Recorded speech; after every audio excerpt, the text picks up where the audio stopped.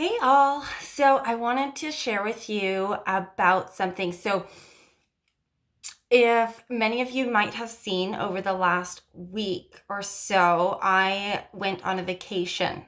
So that is usually very exciting. And the funny part is that normally when I go on a vacation and or try and plan anything, it is very overwhelming for me to leave home, um, switch up my routine, be in a different place, things like that, right? So as if many of you can relate to even like a weekend vacation, my boyfriend wanted to go for a week to go visit his family, and so the drive itself is usually about 14 hours. We travel really good together, so I'm not too worried. I wasn't worried about that part. But what happened was that we ended up in like an extra long detour. So as I was going into this week of me not being home, I set myself up for a little bit more of a successful trip, and I worked with my mindset prior to leaving.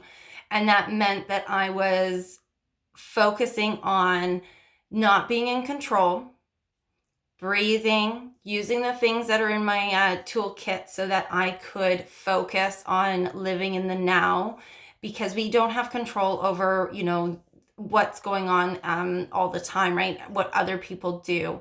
And it usually would give me a ton of anxiety, and I've canceled trips because I just couldn't actually make myself go and do it because it just scared me too much. So this particular trip, so we left and we did a 17-hour drive, which turned out to be 17 hours. It was crazy long. A lot of time spent in the car, a lot of, travels and stop go, that kind of thing. So it was crazy long, and we got in really super late at night. My boyfriend wanted to stay with his friends while we were out there, and so we ended up showing up at the house, and it was just not at all what we were kind of expecting. There was extra roommates there. We had brought an air mattress to sleep on, and so, but that the room didn't really have space for an air mattress. And so, yeah, so it was really different. And then the roommates or the roommate, one of them was drinking quite heavily. My boyfriend and I do not drink, and we don't normally like to put ourselves into these situations where, it's just unpredictable. And again, I didn't know these people, right? So of course I thought that there was going to be a lot more panic to my situation. And to be honest, we were at the house and I smudged the room. I cleansed the room because this is something I'm like, man, there's so much negative energy in this house and in the room. So I did that because I needed to make myself feel at home. So I brought all my stuff with me. I brought all my crystals. I seriously, I set everything up so that I could be the most comfortable as possible. And I was actually really surprised that I didn't get the anxiety that I am used to. It was very subtle. And I went back to my tools in my pocket so that I could actually still live in the moment and relax and do things that, this was so different for me. It was really outside my comfort zone. So we did that, and 2 days in, we didn't want to stay there anymore. It was very very unpredictable grounds for us, and even my boyfriend, I think he actually was doing worse than I was, just being uncomfortable with the situation and safety and things like that. So we ended up leaving. Well, the guy went to the liquor store because my boyfriend just was like, no, now's the time, we're packing the car. So of course our car was so full of all of our things, and we just were throwing them in because we had 10 minutes to pack the car. So you can imagine it was just really intense. And so we get in the car and we actually went and we stayed at his brother's house for a night. But so then we were sleeping on no, we were going to sleep on an air mattress, but they had an extra one. So again, this whole situation was super crazy for us. And you can imagine the anxiety that should be coming up. And I'm going to get to what happened afterwards in my realization with everything as well. So we ended up at his brother's house, and we they've got his family has lots of kids. My family does not. My family's very small on that side. Like my sisters and everyone doesn't have kids. I don't have a whole lot of, I got one cousin, three cousins, not young, not very close to me. They live like way across Canada, so I don't see them very often. And I don't have any children in my family. I don't have any kids, so it's very different to live with children for me. And so we were staying at his brother's house, and I know I'm talking really quick, but so we stayed there, and then there was a lot of children. We were staying in the living room, so no privacy, no relaxation time again, very different. And you know what? I made the best of it, but we weren't going to stay there for too long, so it was just the one night. And then we moved to the third house, which was one of his other friends, and that one we had a spare room, so it was an empty room that we got to stay in. And it was in the basement, so it was fine. And so we slept on the air mattress that night. And through all of this, one day I had something stuck in my eye. So I had like this puffy, swollen eye that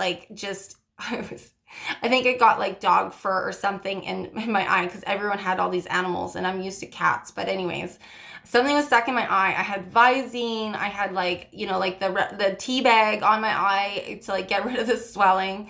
So it was interesting. It was actually really blurry. I couldn't see out of my eye for a day. So there was that. And then so we're staying at the third house. And it was crazy. Like the other part of the vacation, I am very much like eat at home, cook and clean, that kind of thing. Like I love to do all those things, and I like structure that way.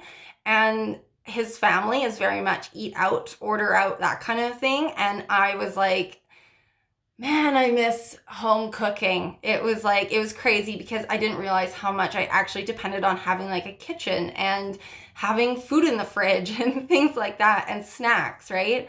And being diabetic too, I'm very much more structured with my eating habits and what I am eating.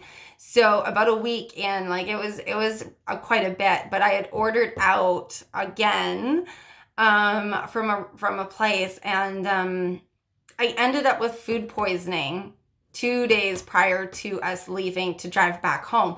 So I ended up with food poisoning, and man, was I sick. I was throwing up. I spent so much time in the bathroom. It was crazy.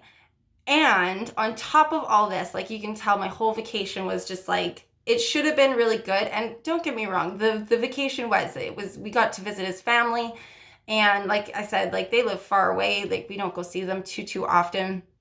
It usually should be a lot quicker to get there and back, but we have really bad timing for some reason. We always end up in like closures, avalanches, mudslides, like you name it. Like we always hit all those things, like construction. So we usually plan for a lot longer of a trip. But anyways, I ended up with food poisoning. And of course I'm in like this somebody else's house. I'm not comfortable. I'm not a happy camper. I'm like trying to make the best of it. I'm doing everything I possibly can to calm my system and relax and actually enjoy the trip. So it was really different that way. And so we ended up coming back home after all of that, and we went to my sister's place in Calgary.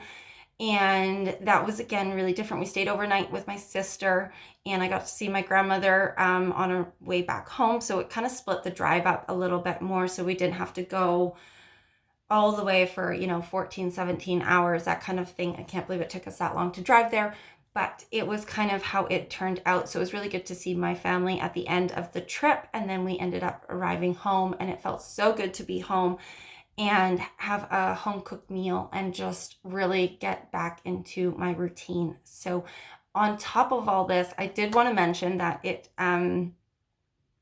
came down to me actually having a lot of energy and nutrients in my system. The company I have worked with for a little bit is really good.